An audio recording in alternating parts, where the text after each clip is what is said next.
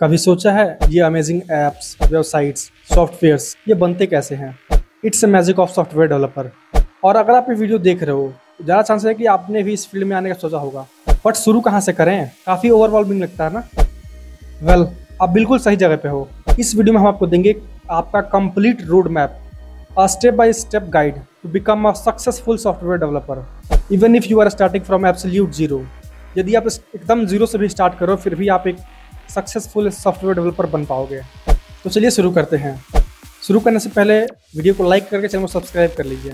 सबसे पहले बात करते हैं कि ये पाथ इतना रिवॉर्डिंग क्यों है। सॉफ्टवेयर डेवलपमेंट सिर्फ एक जॉब नहीं, it's a creative problem solving adventure.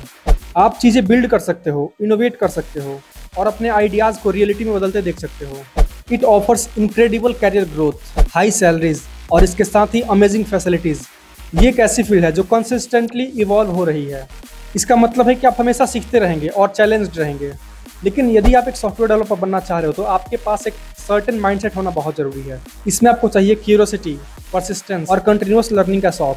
क्या आप ये सब करने के लिए तैयार हो? अगर हाँ, तो चलिए शुरू करते हैं फाउंडेशन के साथ। हर एक ग्रेट बिल्डिंग को एक स्ट्रॉन्ग फाउंडेशन चाहिए होता है, और ऐसे ही अगर आप सॉफ्टवेयर डेवलपमेंट में जाना चाह रहे हो तो इसके लिए भी कुछ फाउंडेशन चाहिए होंगे। और इसके कुछ फाउंडेशंस हैं। नंबर 1 पे आता है प्रोग्रामिंग लैंग्वेज। ये आपका प्राइमरी टूल है। कौन सी चूज करें? अगर आप एक बिगिनर हो तो आप किसी एक लैंग्वेज से स्टार्ट कर सकते हो। कभी आप ये मत सोचना कि मैं एक साथ सभी लैंग्वेज को सीख लूँ। कोई एक लैंग्वेज पिकअप करो और उसके फंडामेंटल्स को मास्टर करो। और इसमें जो फोकस करने वाले पॉइंट्स हैं वो हैं variables, data types, loops, conditions, functions और बेसिक उप्स कंसेप्ट। सेकंड पॉइंट पे आता है डीएसए। डीएसए का मतलब होता है डेटा स्ट्रक्चर एंड एल्गोरिदम। इसमें सबसे पहले आपको डेटा स्ट्रक्चर को समझना बहुत जरूरी होता है कि आप किसी भी डेटा को कैसे ऑर्गेनाइज कर सकते हो। ये कोई भी इफिशिएंट और स्केलेबल कोड लिखने के लिए बहुत जरूरी है। और इसके साथ ही इस टॉपिक से रिलेटेड बहुत सारे इंटरव्यू में क्वेश्चन पूछे जाते हैं। इसमें आप बेसिक से स्टार्ट कर सकते हो, जैसे कि सबसे पहले आप पढ़ोगे sorting algorithm, searching algorithm, link list, stack, Q. ये सभी टॉपिक्स मैंने आपको ऑलरेडी पढ़ा रखा है। अगर आपने वो वीडियो नहीं देखा तो ऊपर आपको आई बटन पे उसका लिंक मिल जाएगा, आप वहां से उस वीडियो को, उस पूरे प्लेलिस्ट को देख सकते हो। नेक्स्ट पॉइंट है वर्जन कंट्रोल। आप हमेशा अकेले कोड नहीं करोगे, आपके साथ एक टीम होगी। वर्जन कंट्रोल सिस्टम जैसे गिट आपके चेंजेस को ट्रैक करने, दूसरों के साथ कोलैबोरेट करने और अगर कुछ गलत हुआ तो प्रीवियस वर्जन को रिवर्ट करने के लिए मदद करता है। गिटहब और गिटलैब ये आपकी रिपोजिटरी को होस्ट करने के कुछ प्लेटफॉर्म्स हैं, और खास करके प्रोफेशनल डेवलपर्स के लिए इसके बारे में जानकारी लेना बहुत जरूरी है। नेक्स्ट पॉइंट है basic command line. Programming start करते हो उस टाइम पे आपको कुछ समय तक कमांड लाइन के थ्रू कोड को रन करना चाहिए। इससे आपकी प्रोग्रामिंग स्किल बूस्ट होती है। हो सकता है कि शुरू में आपको अच्छा ना लगे, लेकिन ये आपको एक पावरफुल कंट्रोल देता है। अगला सेक्शन है चूजिंग योर पाथ। एक बार अगर आपके फंडामेंटल स्किल बन गए, उसके बाद समय है आपको स्पेशलाइजेशन को एक्सप्लोर करने का। सॉफ्टवेयर डेवलपमेंट बहुत बड़ा चीज़ है। इसके कुछ पॉपुलर पाथ हैं, जैसे कि front end, back and, full stack. Front end का मतलब होता है यूजर इंटरफेस। यहाँ पे आप पढ़ते हो HTML, CSS, जावास्क्रिप्ट और इसके साथ कुछ इसके फ्रेमवर्क जैसे कि एंगुलर या रिएक्ट। अगर आप एक बैक एंड डेवलपर बनना चाह रहे हो तो उसके लिए आपको पढ़ने होंगे कोई एक लैंग्वेज और उसका फ्रेमवर्क। जैसे कि अगर आप जावा पढ़ रहे हो तो जावा के साथ आपको पढ़ने पड़ेंगे या स्प्रिंग बूट। अगर आप पाइथन पढ़ रहे हो तो पाइथन के साथ आपको पढ़ना पड़ेगा जैंगो। और यदि आप एक फुल स्टैक डेवलपर बनना चाह रहे हो तो आपके पास फ्रंट एंड और बैक एंड दोनों की नॉलेज होना बहुत जरूरी है। फुल स्टैक का मतलब ही होता है फ्रंट एंड और बैक एंड का मिक्सचर, यानी इसमें आपके पास फ्रंट एंड और बैक एंड दोनों की नॉलेज होनी चाहिए। सेकंड है मोबाइल ऐप डेवलपमेंट। यदि आप चाहते हो कि आप मोबाइल ऐप्स या टैबलेट्स के लिए एप्लीकेशन बनाओ, अब उसके भी 2 पार्ट हैं। सबसे पहला है नेटिव, जहाँ पे आप मोबाइल एप्लीकेशन में एंड्रॉयड के लिए अलग कोड लिखते हो और iOS यानी कि एप्पल के फ़ोन्स के लिए अलग लिखते हो। सेकंड है क्रॉस प्लेटफॉर्म, जहाँ पे आप कोडिंग एक बार करते हो और वो दोनों में चलता है। जैसे कि अगर आपने रिएक्ट नेटिव में कोड किया तो आपके एंड्रॉयड में भी चलेगा और वो आपके iOS में भी चलेगा। नेक्स्ट है डेस्कटॉप एप्लीकेशन, यानी कि वो एप्लीकेशन जो आपके सिस्टम पे चलते हैं, जो आपके कंप्यूटर पे चलते हैं। इसके लिए आप इसको जावा से भी कर सकते हो, पाइथन से भी कर सकते हो और C# से भी कर सकते हो। अगला है गेम डेवलपमेंट।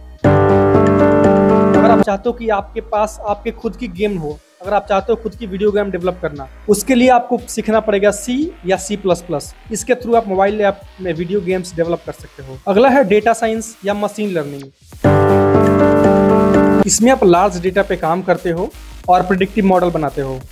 इसके लिए आपके पास पाइथन का फंडामेंटल नॉलेज होना बहुत जरूरी है। नेक्स्ट है डेवऑप्स या क्लाउड कंप्यूटिंग। इसमें आप डेवलपमेंट और ऑपरेशन को ब्रिज करते हो, डिप्लॉयमेंट करते हो, इंफ्रास्ट्रक्चर बनाते हो और ऑटोमेशन पे फोकस करते हो। इसके लिए जो रिक्वायर्ड टूल्स हैं वो है AWS, Google cloud, Azure, Docker, Kubernetes. ये इसके लिए कुछ इंपॉर्टेंट टूल्स हैं। आप किसी भी चीज को सिलेक्ट करने के लिए इमीडिएटली जो है प्रेशर मत लेना, लेकिन आप थोड़ा सा रिसर्च करो इसके बारे में कि आपके लिए कौन सा सुटेबल है, आपको कौन सा एक्साइटिंग लग रहा है, आपको किसमें काम करने में मजा आएगा।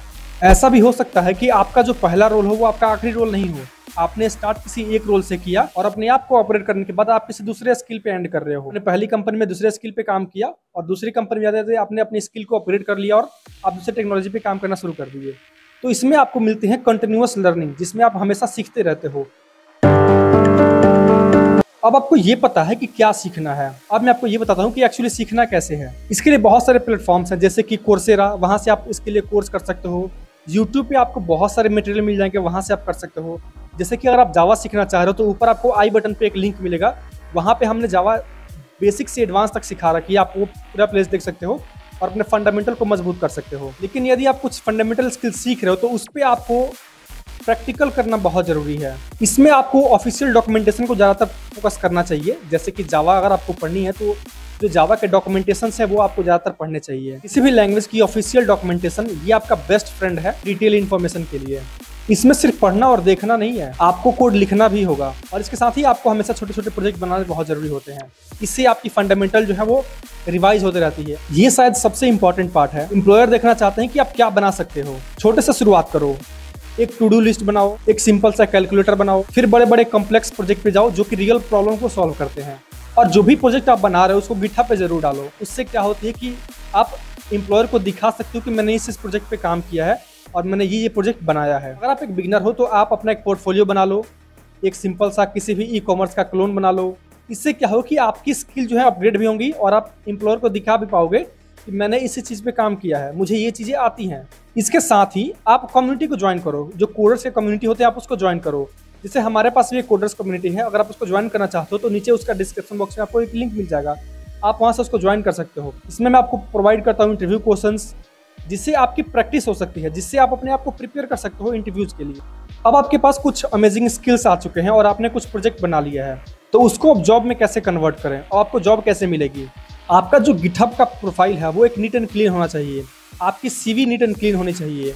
आपके पास जो आपका लिंक्डइन अकाउंट है वो क्लियर होना चाहिए, उसमें आप सभी अपने स्किल्स को मेंशन करो कि आपके पास कौन कौन से स्किल्स हैं, किस किस पे आपको ज़्यादा फोकस है, कौन कौन से ऐसे पॉइंट्स हैं जो कि आपने अच्छे से एक्सप्लोर किया है। लिंक्डइन पे जो रिक्रूटर्स हैं आप उनको कांटेक्ट करो, उनको आप मेल करो।